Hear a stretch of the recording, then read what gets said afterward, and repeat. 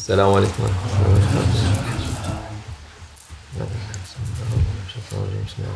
Ve salatu ve selamu ala Resulüne seyyidina ve aleyhi ve sellem ve sellem.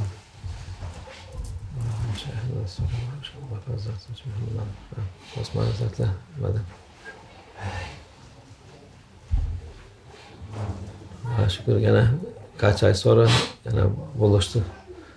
Mübareğin huzurunda değişik insanlar oluyor. Gene cezbe sahibidir bu insanlar, mübarekler. Dünyanın her tarafından insan getirebiliyor buraya. Yani boş bırakmıyor, dolduruyor Allah'a şükür.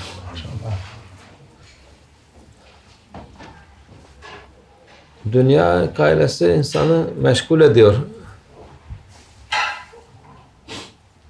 Ahireti esas düşünmesi lazım insan.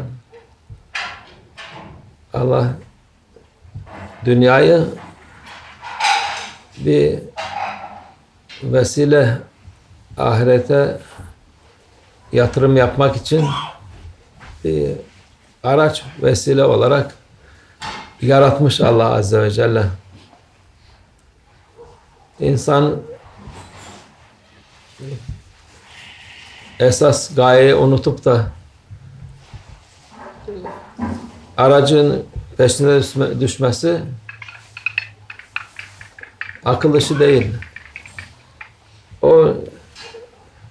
Onları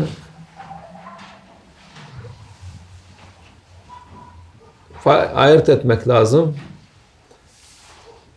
Nefsine tabi olup da esas gayeyi unutup da hiç lüzumsuz şeye peşine düşüp de kendini de eziyet verip lüzumsuz şeye en sonunda da eli boş çıkar.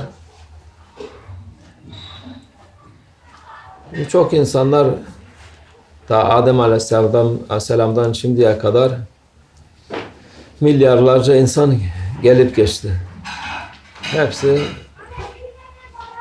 Çoğu esas gayeyi unutup lüzumsuz işler peşinde geçip gitti. Şimdiki insanlar da aynı şekilde. Mühim olan onu aklına koymaktır. Allah Azze ve Celle Kur'an'da da Peygamber Efendimizin hadislerinde de eski kitaplarda da binlerce örnek vermiş. Gene en büyük örnek,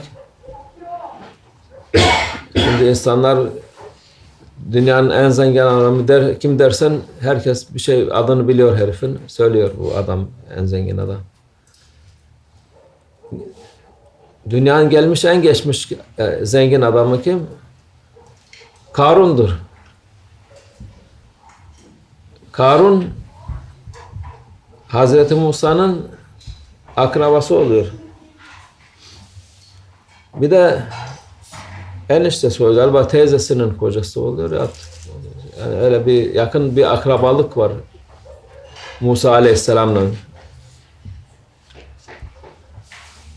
Şimdi Allah Azze ve Celle Musa Aleyhisselam'a Tevrat'ı altınla yaz demiş.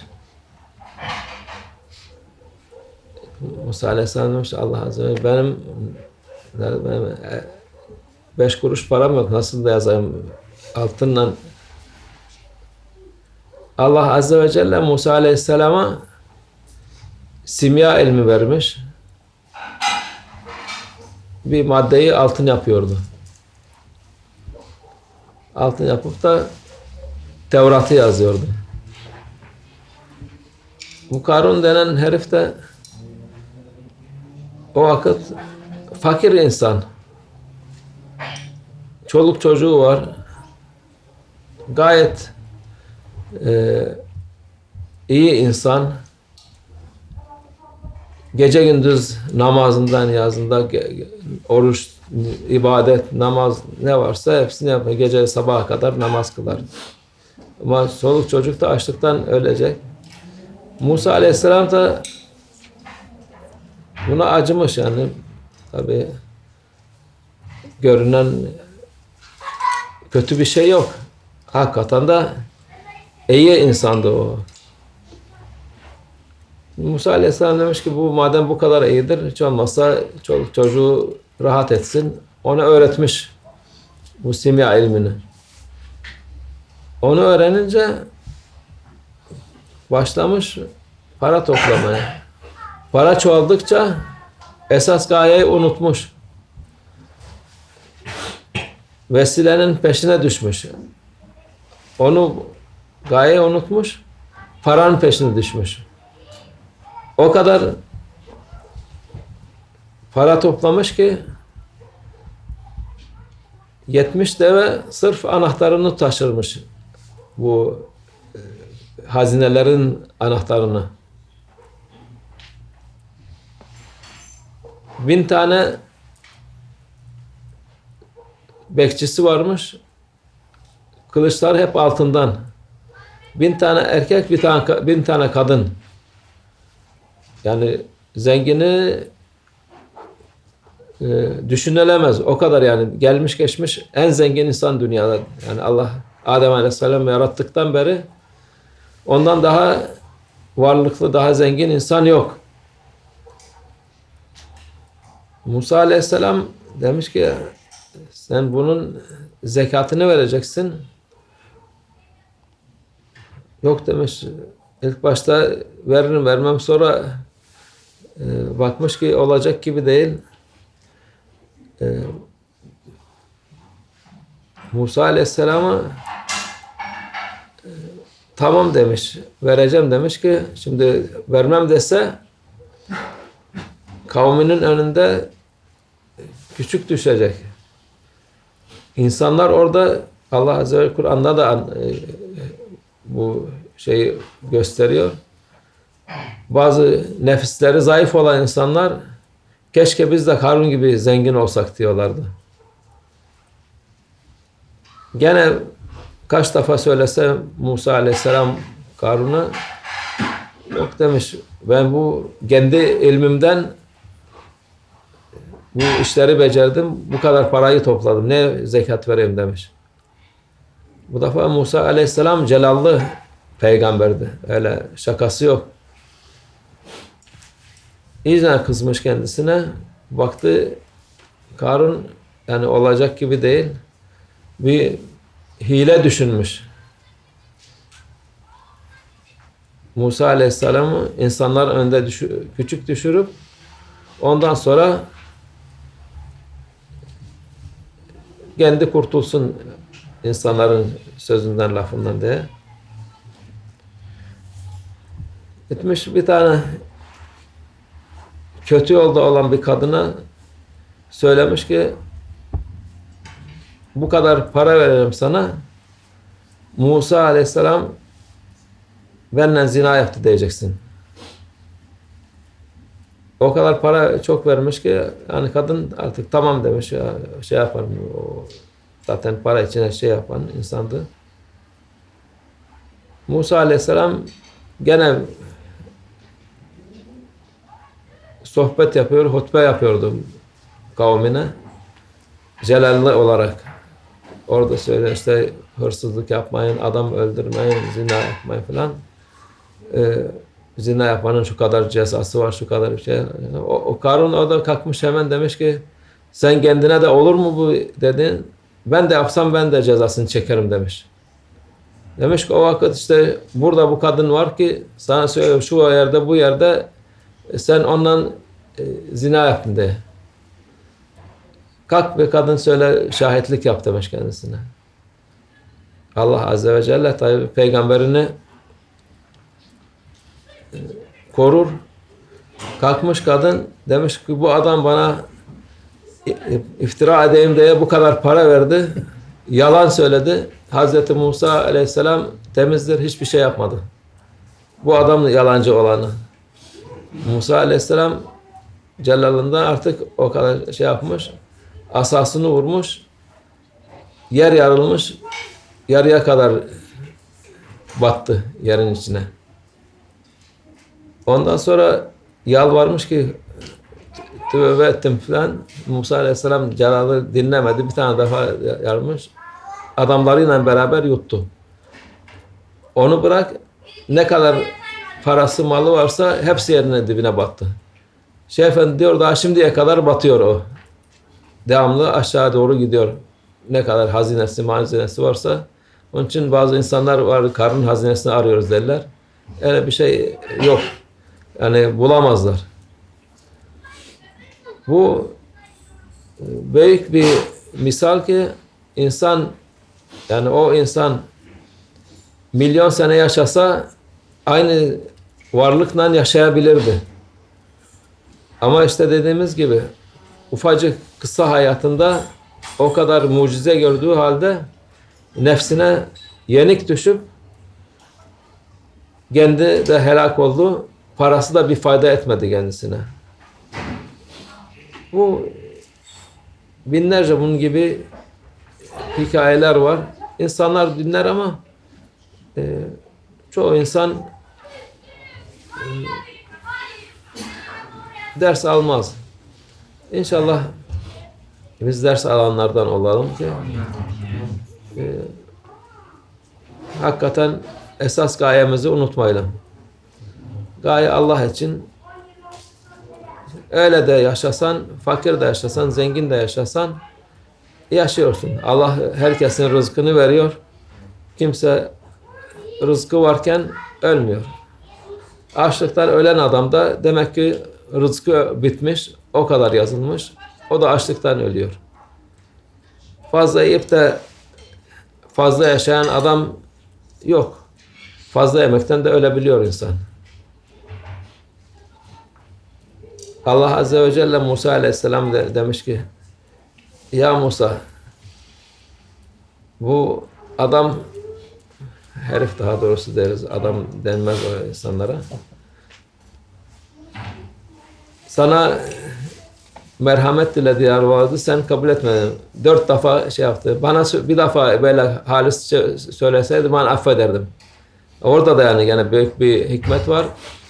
Hem o insan gene o vaziyette bile Allah'ı unutmuş.